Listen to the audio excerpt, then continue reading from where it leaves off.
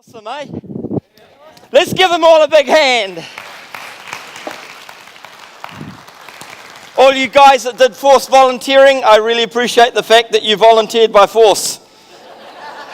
It reminds me of the army, you know. I thought it was just great that we could have a lot of fun this morning, because actually, really, it's what fathering is all about. Or should be all about, but it's not, unfortunately. Now, I've had a journey as a father. I'm now a granddad, and you know the guys of sumo wrestling there today? My grandson cried both times the guys got knocked over. Because he's just got such a soft heart. And you know, when you have that kind of love and passion, it can become really real. Sometimes people miss out on so much, and the reality is, you know, in terms of our Father's Day, I want to say to all the fathers here and the future fathers to be, Happy Father's Day. Let's give them all a big hand.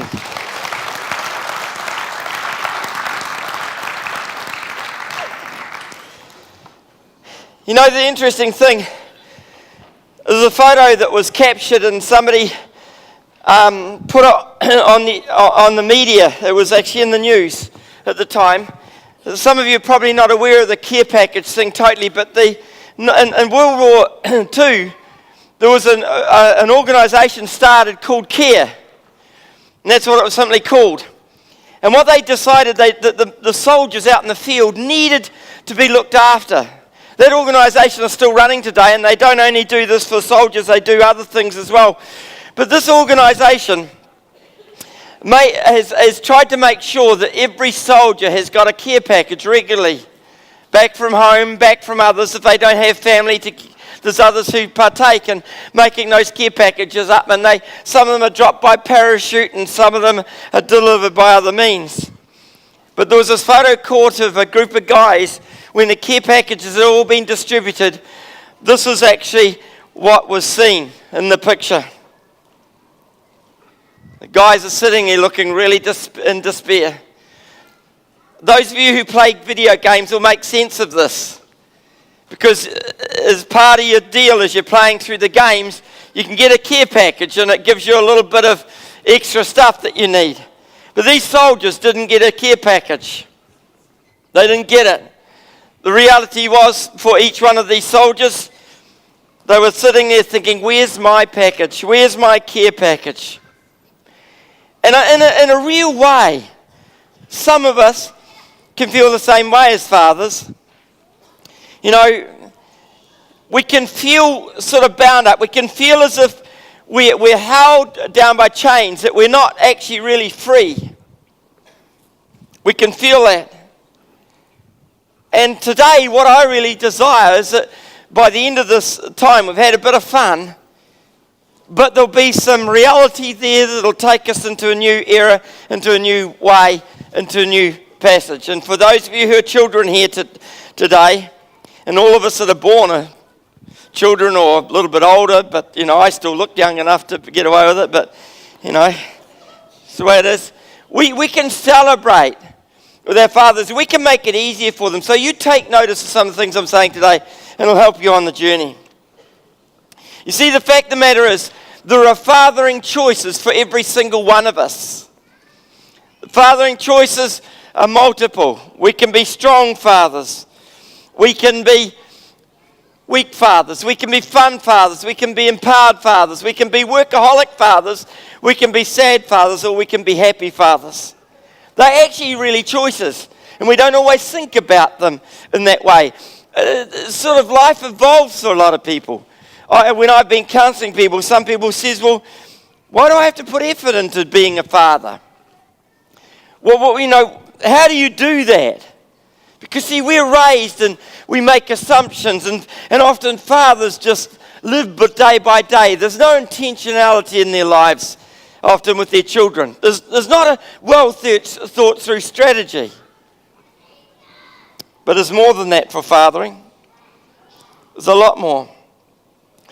You see, there's an interesting thought, and I want to just pose a thought that's a little on the negative side right now, but it'll probably help you to some degree to get your head around things. You see, today's biggest danger to dads at the moment is a philosophy, and Dr. Phil talks about it. It's called Dr. Feel in his mind. Dr. Feel. And this whole thing goes like this. It's a dogma that states that you can do anything you feel like, and it's justifiable since you're only human and have simply succumbed to your feelings, which obviously trump all logic and morality. An interesting thought. But the problem with this, if we live on feelings, and you see it a lot with people who are trying to get goals. I had over the years several friends. I've sat in their cars with them, and I've noticed on their dash or somewhere I was sitting in their car, and if this is you, please, I don't know that you've got it right. I thought very carefully, so if you've got one of these, I apologise if your family are going to beat you up afterwards, but some of them have a little model red Ferrari or some other car, Lamborghini or something, sitting in their dash because that's their goal. But you see, that's a Mr. Feel-Good thing. If I achieve this thing, then I'm going to feel good. If I can only have, then I will feel good. And that often is unfortunately the way that many fathers operate. It's out of feelings. And it's got to be more than that. See, because feelings lead us into dangerous entrapment. See, when you're walking up the alligator's mouth, you don't see the side view that we can see. The only thing you can see is sort of this dark cavern, and you could be curious, and it gets you into trouble. And I want to suggest that Dr. Feel is a little bit like that. If we feel this. One interesting thing for those of you who are here this morning who are already followers of Jesus, the observation that Dr. Phil made was it's even been permeating quite strongly the Christian church. It's never used to be the big issue in Christian church. You used to get one or two people, but it's become quite a strong thing, even in the Christian church. So, what are we all about? The second thing, fathers don't need to be disempowered by the past. Let me share this with you. Let's imagine we're having a barbecue. If we sit there and we think about why we do the things we do, if we think about how we function, how much of that, percentage-wise, is because of our past? Now, for those of you who have had great fathers, I hope a lot of it is of your past, to do with your past. See, I didn't have that experience, and there's a number of men and a number of families here who didn't have that kind of great experience. And it's very easy just to slide into the old way of doing things because that's what you know. When I grew up, there was a lot of violence in my family. We never talked about it outside our family. You know why we didn't? It's because we were told we talked outside the family, we would die. I don't think they literally meant die, but no, you didn't do that. So I grew up assuming that every family was like this, and fathers were violently dysfunctional. And I think sometimes we go through life like that a little bit. We assume things, and we inadvertently live a way that we've learnt to live because we don't know any different. But I can tell you now, my personal experience is you can rise above it. That you can make a difference. That you don't have to do the things that were done in the past. You can't blame the past for the present. You can change the present in spite of the past. Amen? I want to suggest that that's a really helpful thought for us to reflect on quite solidly. The greatest fathers, I believe, really clearly, the greatest fathers know the Father. We sang to God earlier. And some of you were probably able to participate with freedom in this. Others of you weren't. That's okay. But what I'd love to know is that by the end of today, even over a period of time, that you will come to a place where being a father is something that is real and powerful, that you can have great fun. Here's myself in a boat with our girls, and Chordar was with us as well that day. We went out in that boat, and I was trying to be the good dad who'd take them out in the boat, and we'd go fishing together. So we'd go out in Kenepuru Sound, and We go out in this little boat and we go way, way out and we sit near a point where we can go fishing. We did remember the bait. And we were trying to fish there and I was feeling as crook as a dog. But I didn't want to ruin it for the girls. So I was hanging off. It got to the point in the end where I was feeling so crook, I was going to end up laying ground bait for the next fisherman.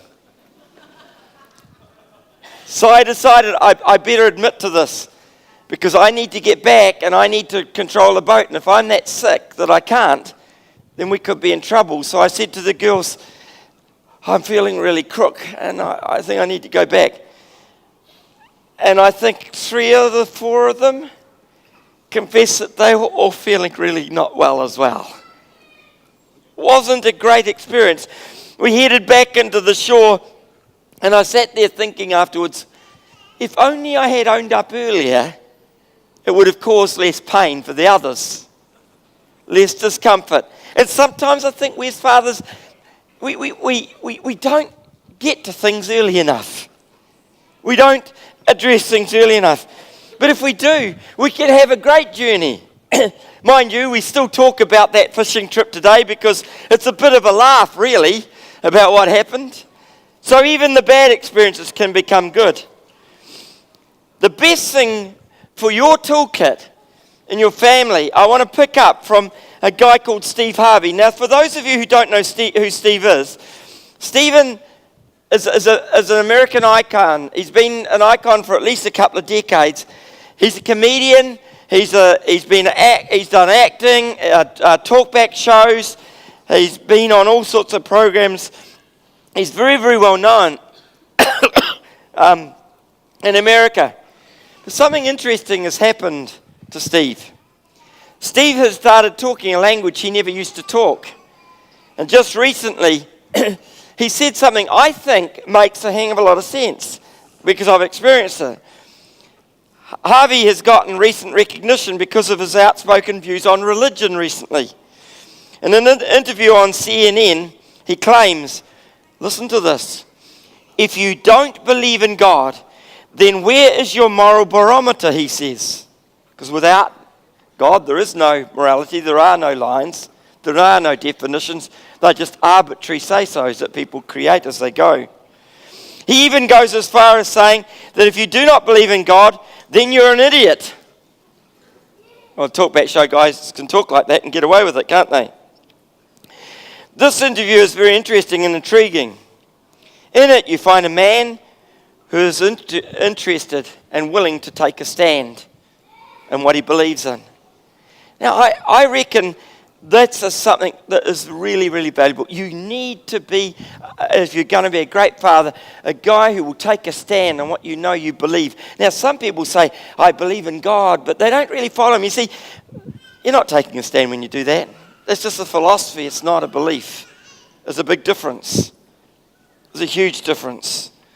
You see, the best thing you can put in your toolkit is real belief in God. I really believe that. I wouldn't be here today if it wasn't the case. There's this little scripture I want to highlight. I pray that the eyes of your heart may be enlightened, in order that you may know the hope to which he has called you, the riches of his glorious inheritance in the saints, and his incomparably great power for us who believe. See what Paul is saying when he's writing to the Ephesian people here. He wants the eyes to be enlightened. He wants that something special that God gives. That you might know the riches of his glorious inheritance, and you might know the power that he offers every single one of us here. And for fathers, I really believe if fathers have that, then the children end up having it. And I have evidence for that, plenty of evidence for it. But if you don't have it, I can tell you now, your children are going to miss out. You see, the reality is that what the Bible actually also says is these words in terms of the best thing for your children. The righteous man leads a blameless life. Blessed are his children after him. See, if you get in the right place with God, it's not that you're faultless. It's not that you're perfect, because some people say, some Christians, they're not really perfect. No, we're not. None of us are. But we can be blameless. Because see, when we realize we've done wrong, we can say, God, I'm sorry, and He forgives us right at the moment we say sorry. He doesn't do it before we say sorry, contrary to the popular view of unconditional love that's circulating around the world and in some churches. The reality is that we become blameless at the moment we get things right with God. And I want to recommend that you live every day getting things right with God and being right with God, because what actually happens, your children benefit. Huge benefit. And I couldn't want anything better than for my children to be blessed. Amen? You know? The next one. Getting what you give. There's a little passage in the Bible from the book of Galatians, and Paul once again is writing. He says these words, "Do not be deceived, God cannot be mocked. A man reaps what he sows." So think about that for a moment. Why do my kids do the things I do? Because I did them. Reaping what you've sown. You know, I shall never forget when I was a younger guy and I decided that swearing might be a bit of a manly thing, you see. I'd be a man. So I swore. And my father says, "Don't you ever catch me bleep, bleep, bleep, bleep, swearing bleep, bleep around this bleep place." Now, he told me not to swear, but he showed me how to. He showed me how to. By the way, just in case some of you didn't get the message, the words weren't bleep. You see, the reality is, you reap what you sow. So for fathers, what are we going to sow? I reckon the best thing we can sow is knowing God and living with Him and knowing His peace and power. Because like I said in the previous slide, our children are going to be blessed. Let's read the rest of the same text. It says these words, "The one who sows to please his sinful nature, from that nature will reap destruction, and that falls on your children. But the one who sows to the Spirit, to please the Spirit of God, that is, from the Spirit will reap eternal life, and your children will reap it with you." That's awesome, eh? Isn't that awesome? Who wants to send their kids to the wrong place? I don't think any parent does. But even though some parents don't intentionally do it, they do it by not doing what they should have done. So if you don't buy the ticket to get on the bus, you can't ride it. Except if you're a cheat. But if you get caught, boy, do you get done. So the reality is, reap the best. And you'll reap the best reward. Amen? And my last one I have this morning. The attitude that you have brings the best results. The right attitude, if we have it. A good name is more desirable than great riches. To be esteemed is better than silver or gold. You see, a good name is not something that you create for yourself by becoming rich and famous. That's not a good name. In fact, let's be honest. Let's reflect for a moment. There's a hang of a lot of people who are rich and famous who got really bad names, and they're in the media all the time. Are we agreed? So what is a good name? Well, a good name doesn't attach to fame. A good name doesn't attach to riches. A good name is one that says very clearly to us that God will invite us to take steps into His heaven. To take the steps into His heaven. See, because at the end of the day, God has a care package for us. He came down to earth. He's given us everything we need. But there's an interesting thing about care packages. If you don't open them, you don't explore them, you don't experience them. The package is there for you. What are you going to do? If you claim to be already a Christian, I want to say that doesn't make you right. What you do is the difference between opening a care package and knowing about it. The difference between knowing about it and experiencing it. And I want to say, I love the journey I'm on. As a father, now a grandfather, I wouldn't want anything different than what God's given me. You know, when we got married, I was determined to do it all right, and I can tell you now, I didn't do it all right. I got some things wrong on the journey. But I didn't let it wipe me out. And there were times when I got angry and I drove off, and especially when we first got married and before we had children, I drove off and God would speak to me. So you go back and you apologize. Say, I'm not saying sorry, because see, I never heard the word sorry in my home. And God said to me, you go back and say sorry. And I'd say, but she's in the wrong. Heard that word in your mind before? But I'd go back because I really wanted to follow God, and I'd say sorry, and the number of times that God's spoken to her as well. We're able to put it right.